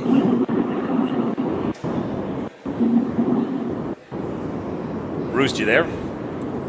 Yeah, I'm sorry, guys. I'm having trouble hearing you down the line. My bad. I mean, just talking about McCaffrey, right? I mean, to me, he's probably got the sure hands that you're kind of looking for. Like, the big thing that I would say, if you're going to take a deep shot early, which I would, to kind of let them know you're there and to let them know Jaden is capable and willing to do that, to me, if it goes incomplete because it's an overthrow on Jaden's line, or because it's tight coverage, that's one thing. If you get an opportunity to get your mitts on one of these medium to deep shots, please squeeze it. Please don't waste an opportunity, because I've seen this team. I think we've all seen, right? Week 1 was a disaster catching the ball. They've had a couple of balls. Lane didn't come up with a touchdown in the front corner of the end zone. Chris Moore, I mentioned, right? There have been too many times where they've dialed something up and had something to at least sustain momentum, flip the field, do something, maybe make it 3rd and whatever instead of 3rd and long, and they just drop it or don't come up with a catch. Please don't waste any opportunities. If you get the opportunity, hit it. If you overthrow it, if you're Jaden, okay, I can live with that a little bit.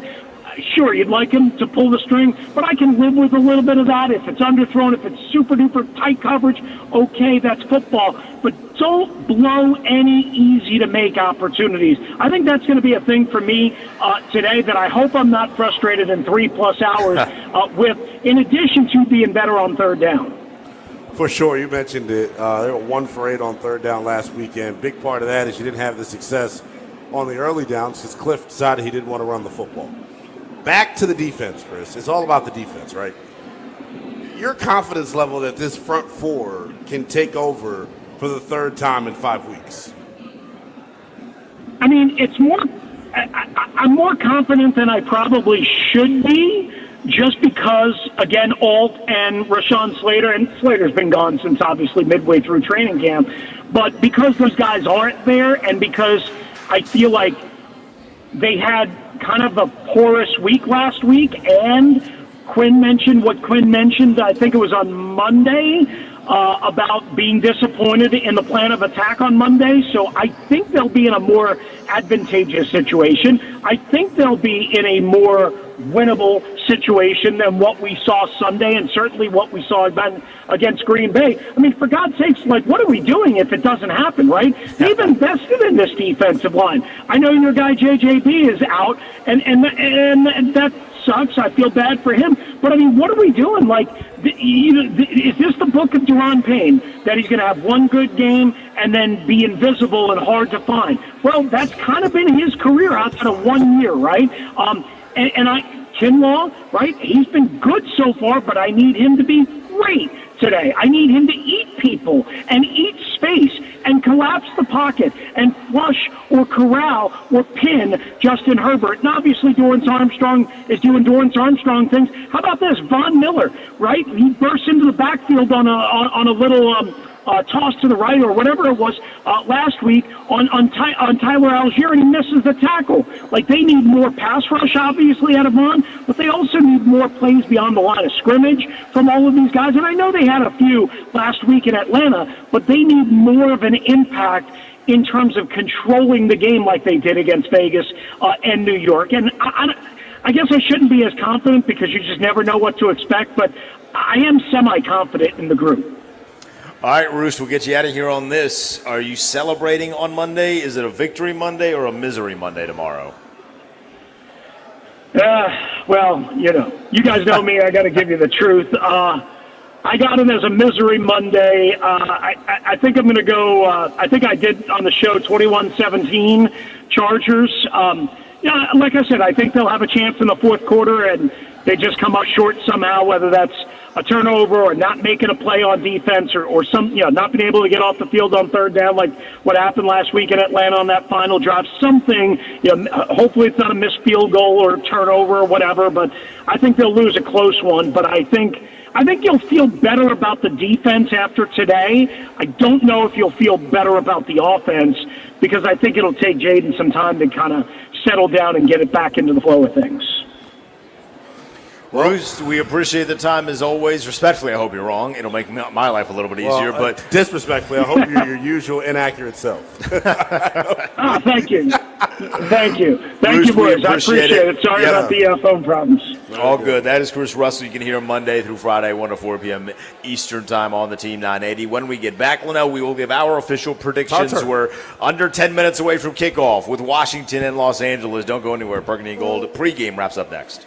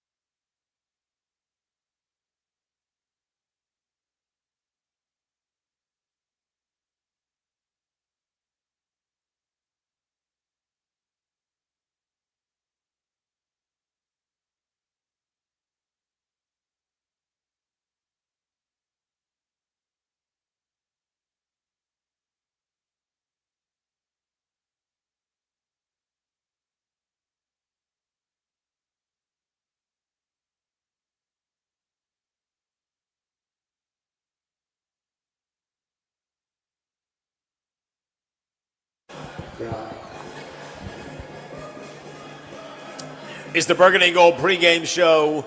Denton, Lynnell, Willingham. About 5 minutes from kickoff, Lynnell. It's time for some official predictions. We got like 3 seconds left in this Denver-Philadelphia game, and this place is about to erupt if Philadelphia loses. this game. But I will start with you as we got a couple minutes left. You have not been the most optimistic. Your optimistic self is not here today. But do you think that Washington can come away with a win in the return of QB5? I have picked them each and every week here on the pregame. You have. If they lose today, it's my last time picking them. I'm going to pick them to win because I'm an idiot. And I just assume that they'll all of a sudden be able to cover people. I assume that the pass rush. You can just pick them to lose. Will wake up. Yeah, I just can't. Give me Washington in a super ugly football game, 24-21, Matt Gay walk-off field goal.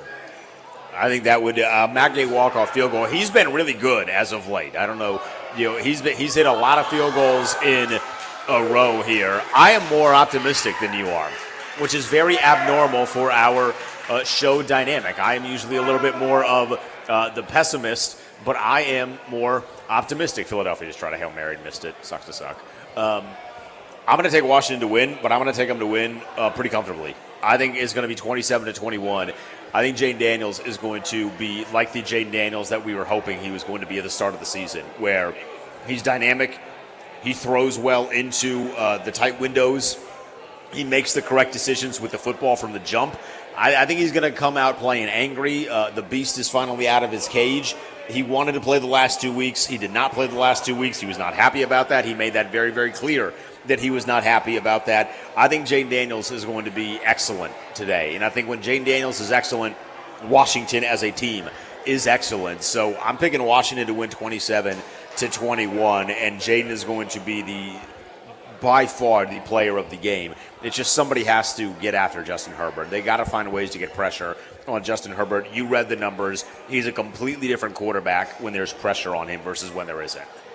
Totally, and I think that, like we've been talking about all show, is going to be the key to the game. Can the front four be extremely disruptive if they can? I think Washington's got a good shot. Any bets on this one that you have here before we let the people get out of here? Corey Krosky-Merritt is plus money to go over 40 yards. Give me that. So you like Jacory Krosky-Merritt. You're not doing the bit where you are betting against the team at all? No. Not at all. I do have Justin Herbert over his yards. I do have Justin Herbert, but I took Jayden anytime touchdown 3-1 as well. I think Jaden's going to get into the end zone. I think he's going to be used a lot more in the run game, but it's going to be a little bit more of a comfortable use of Jayden Daniels in the run game, not just like quarterback power into big bodies at the line of scrimmage. We'll see, man. I just hope he is healthy. We're like 90 seconds away from kick. If they put this boy out there and he's not 100% healthy, that's going to be a problem. We might not get invited back to Honor Brewing. I'll put it that way. I have no time to watch him limp around. If they put him out there and he's not 100%, we're going to have a major problem. I can't imagine that's going to be the case, but we are going to be with you every step of the way if that is the case. We'll be live on Twitter and YouTube at the half, as we are each and every week in the 2025 season. It'll be your only commercial-free Commanders centric halftime show in media period. But certainly in the DMV, we'll be live at the post game as well. Still right here at Honor Brewing. So if you need a place to come watch the game, you're undecided, they got great food and drink specials. I'm chowing down on some pretzel bites as soon as we are off the air. So come hang out with us. It's going to be a great time, and we're hoping that Washington is going to jump to 3-2 on the season. He's Lynnell Willingham. I'm Denton Day. We'll see you in about an hour and a half at halftime with the Commanders and Chargers.